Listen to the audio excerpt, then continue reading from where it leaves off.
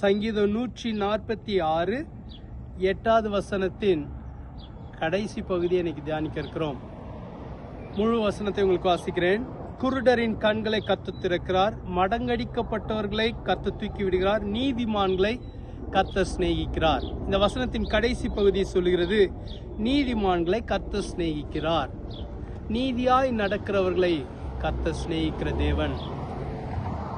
வேதத்தில் சொல்லப்பட்டிருக்கு, நோவா ஒரு பொல்லாத ஒரு உலகத்தில் வாழ்ந்தபோது ஒரு நீதிமானாய் இருந்தாராம். எல்லா மக்களுக்கு மத்தியில், பொல்லாங்கு செய்கிற மக்கள் மத்தியில் அவர் ஒரு நீதிமானாய் இருந்தார். ஆகவே நோவாவுக்கு கர்த்தருடைய கண்களில் கிருபை கிடைத்தது.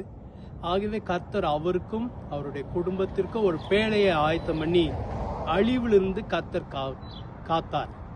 இன்னைக்கு புதிய ஏற்பாட்டு காலத்தில் வாழ்கிற நமக்கு, நம்ம எல்லாருக்குமே கர்த்தருடைய கண்களில் கிருபை கிடைக்கிறது. அது மாத்திரம் அல்ல, இயேசு கிறிஸ்துவின் இரத்தத்தினாலே கழுவப்பட்ட நீங்களும் நானும் நீதிமான்களாக இருக்கிறோம். இன்றைக்கு கர்த்தருடைய சிநேகம் உங்களுக்கும் எனக்கும் இருக்கிறது. எவ்வளோ பெரிய ஒரு ஆசீர்வாதம்! கர்த்தருடைய சிநேகம் நமக்கு இருந்தால் அதுவே போதுமானது.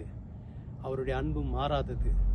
அவருடைய அன்பு நமக்கு இருக்கும்போது நமக்கு எப்போ எது தேவை என்பதை நேர்த்தியாய் செய்வார். நோவாவுக்கு அன்னைக்கு ஒரு பேழை தேவையா இருந்தது, கர்த்தர் செய்தார். இன்றைக்கு உங்களுக்கு என்ன தேவை என்பதை அவர் அறிந்திருக்கிறார். உங்க மேல அவர் நேசமாய் இருக்கிறபடினால உங்களுக்கு எது தேவையோ அதை கர்த்தர் தருவார். கர்த்தர் இன்னைக்கு உங்களை நேசிக்கிறார். நீதிமான்களை அவர் சிநேகிக்கிறார். நீங்க இயேசு கிறிஸ்துவின் இரத்தத்தினாலே கழுவப்பட்ட ஒரு நீதிமான். ஜெபிக்கலாமா? ஏசப்பா, இந்த நல்ல வார்த்தைக்காக நன்றி.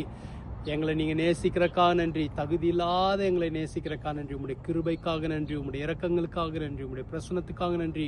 உங்களுடைய பிள்ளைகளை ஆசீர்வதியும், உற்சாகப்படுத்தும், பலப்படுத்தும். இந்த நாள் ஒரு ஆசீர்வதிக்கப்பட்ட நாளா இருக்கட்டும்.